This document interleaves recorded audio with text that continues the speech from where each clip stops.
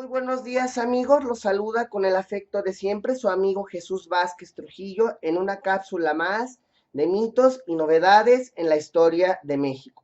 Hoy con el tema, ya hicieron mártir al pendejo de Madero.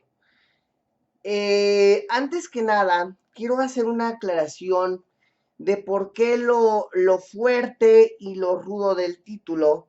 En lo personal, soy un hombre que admira la bondad de Francisco y Madero, admira su férreo deseo de que hubiera democracia en el país.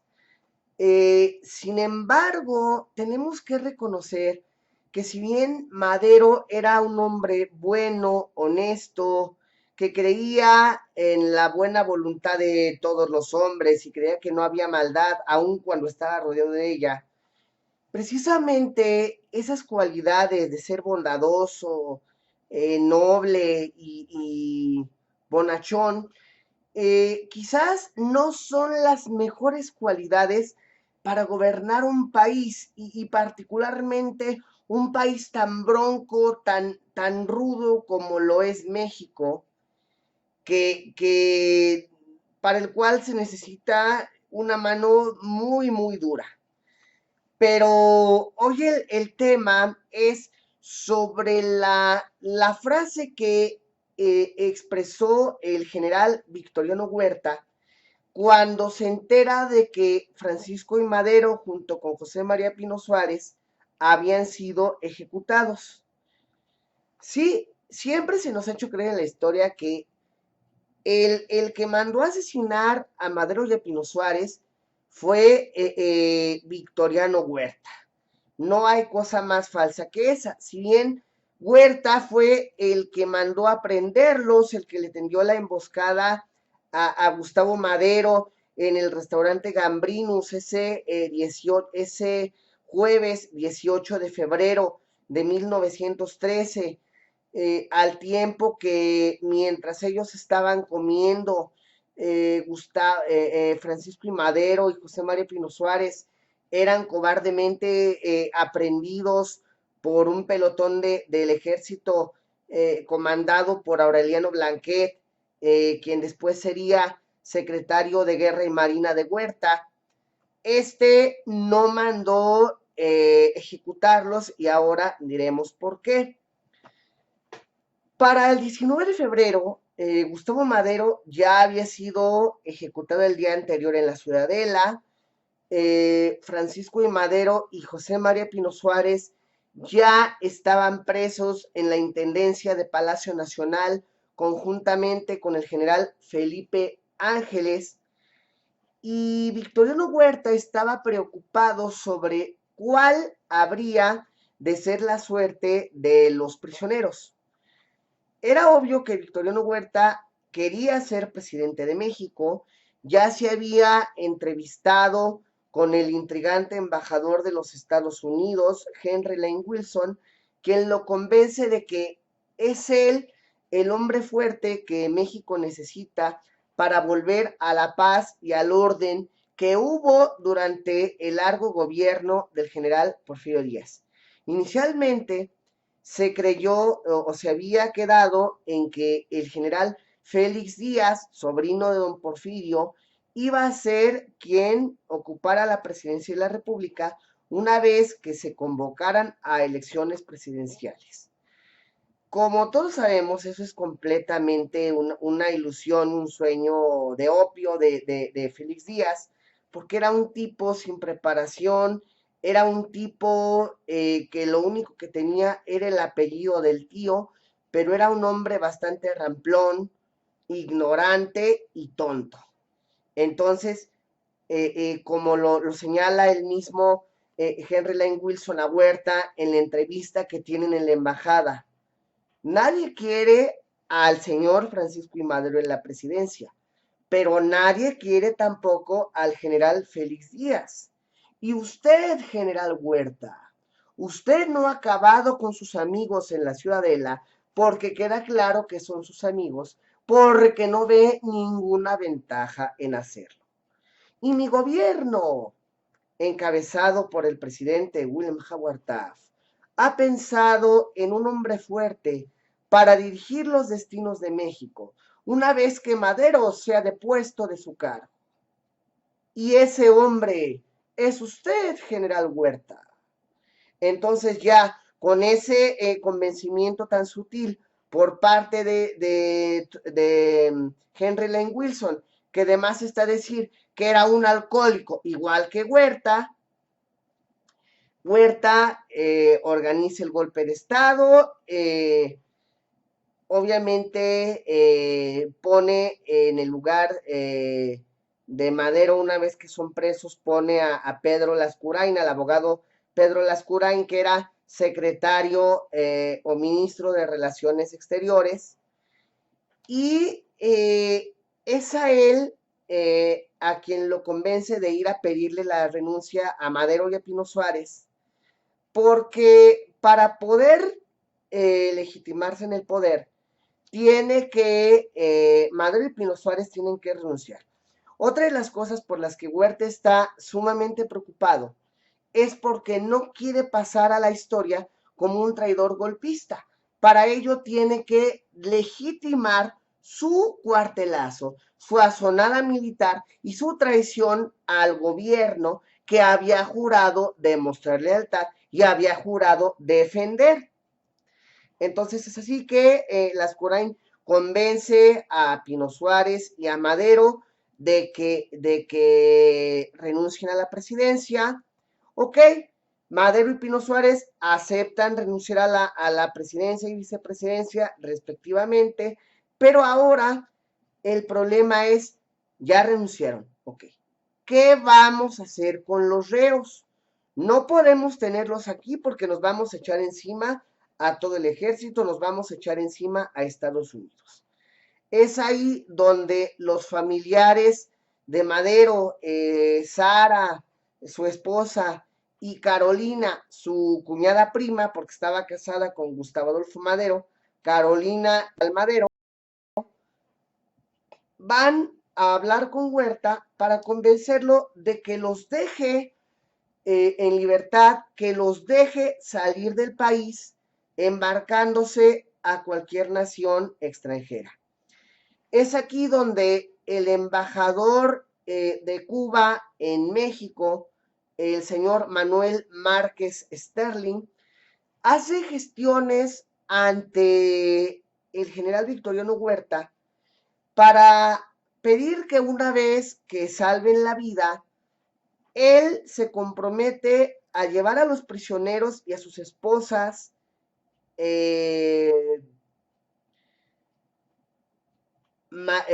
Sara Pérez de Madero y María Zarco de Pino Suárez a la isla de Cuba para que vivan ahí en paz con la condición de que jamás se van a volver a entrometer en política mexicana. Madero no era una mala persona, eso queda demostrado, por lo tanto no había necesidad de ejecutarlo, como bien lo comprende Victoriano Huerta, quien acepta de buen talante que Madero y Pino Suárez sean llevados a Cuba una vez que sean liberados. Sin embargo, aquí es donde está el punto medular de la cápsula de hoy. Si Madero y Pino Suárez ya habían sido salvados por la benevolencia de Victoriano Huerta, ¿por qué fueron ejecutados? Aquí entra la nefasta influencia e intromisión de Henry Lane Wilson, un hombre que está por demás decirlo, detestaba a Madero. Él mismo lo había dicho.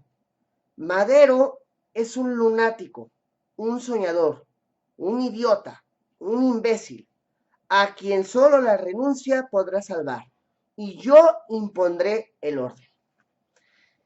Henry Lane Wilson odiaba a Francisco I. Madero, en primera, porque durante el gobierno el general Porfirio Díaz, recordemos que Henry Lane Wilson era embajador de México, embajador de los Estados Unidos en México desde el año de 1909, es decir, desde que William Howard Taft entra al poder, es cuando el mandatario estadounidense envía a Henry Lane Wilson como embajador de su país en México, le presenta sus credenciales a don Porfirio y este le da una especie de bono de emolumento económico que añade a su jugoso sueldo como embajador de la Unión Americana en México, aunque dicho sea de paso, el mismo Wilson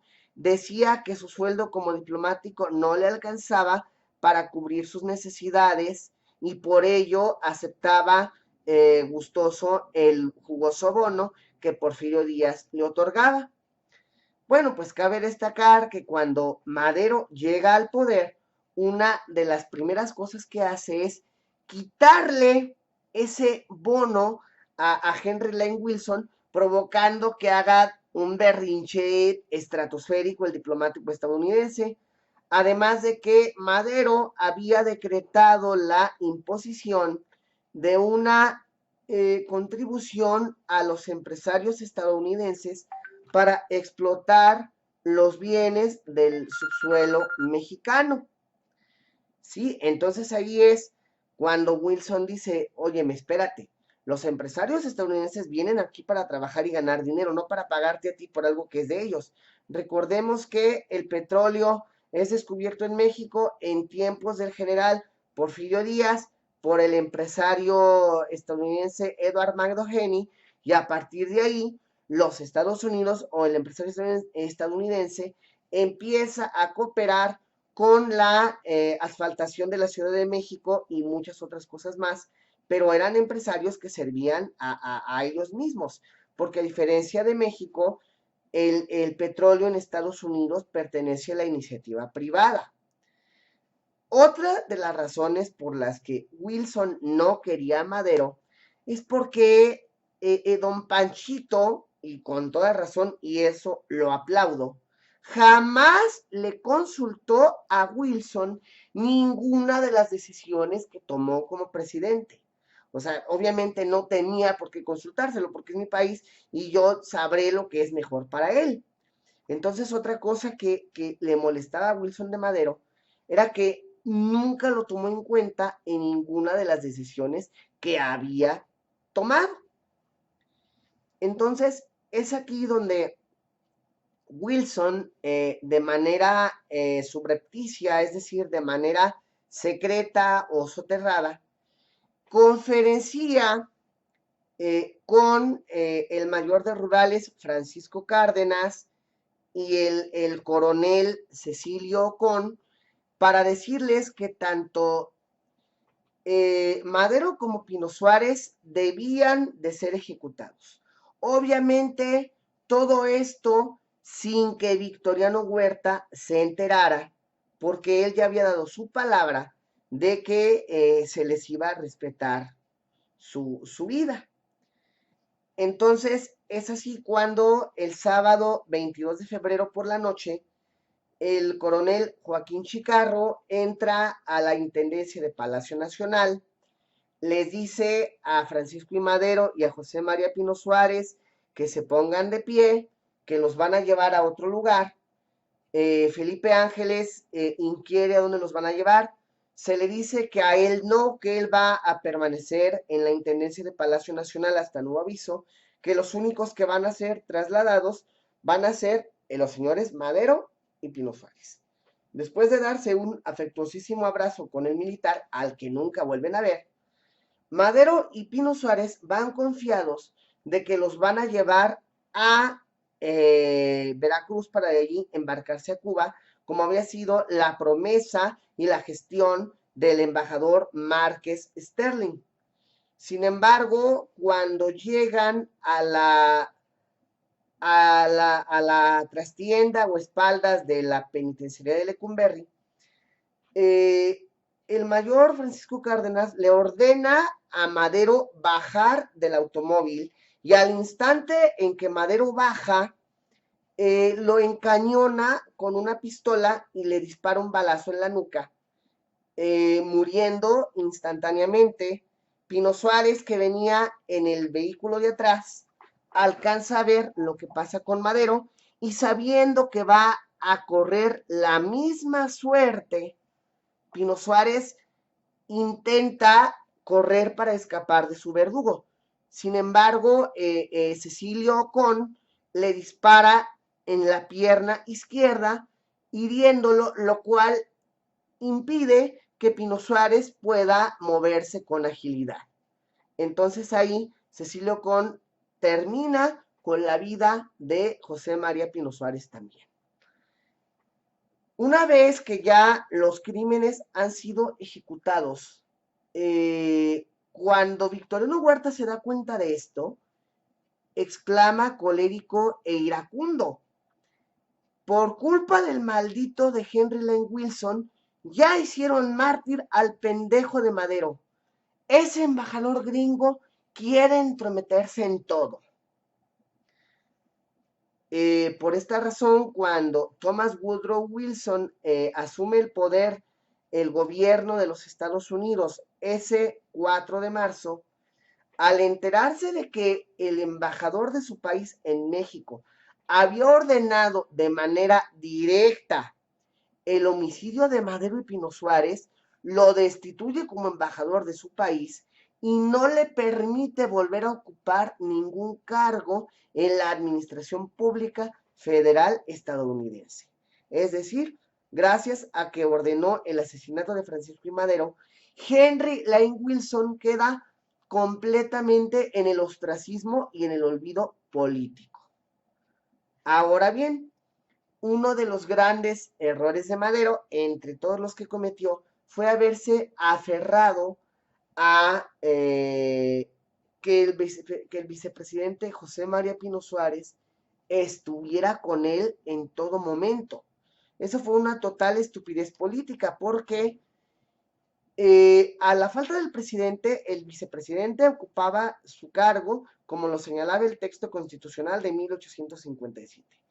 Si hubiera permitido que Pino Suárez escapara, ya sea a Coahuila, como se los ofrecía Venustiano Carranza, tanto a él como a Madero, o que escapara a su natal Tabasco, para, si Madero era ejecutado, poder salvar la institucionalidad de un gobierno 100% democrático que ahora hubiera sido reencarnado en la personalidad del vicepresidente José María Pino Suárez. Sin embargo, el error de Madero de haberse aferrado a que estuviera con él llevó a que tanto presidente como vicepresidente fueran sustituidos de la manera más truculenta y sucia que se pudo haber imaginado en la historia de México. Porque además hay que señalar que Victoriano Huerta llega a tomar el cargo el 22 de febrero, el 19 de febrero, en completo estado de embriaguez. Muy bien, amigos, yo me despido, no sin antes recordarles que me pueden contactar en mi página de Facebook, Mitos y Novedades en la Historia de México, en mi Facebook personal, Jesús Vázquez Trujillo, en mi número de WhatsApp y Telegram, 477-2477-110, a través de mi correo electrónico jjvt1984 outlook.com. Me pueden leer en los periódicos digitales Verdades Guanajuato, La Otra Plana y Ellas Steel Magazine, con la columna Mitos y Novedades en la Historia de México, además de suscribirse a mi canal de YouTube, Mitos y Novedades en la Historia de México. También me pueden escuchar todos los miércoles de 12 a 12:30 horas en el programa Mitos y Novedades en la Historia de México, transmitido por la emisora web Radio Líder San Luis. Muchas gracias y hasta la próxima.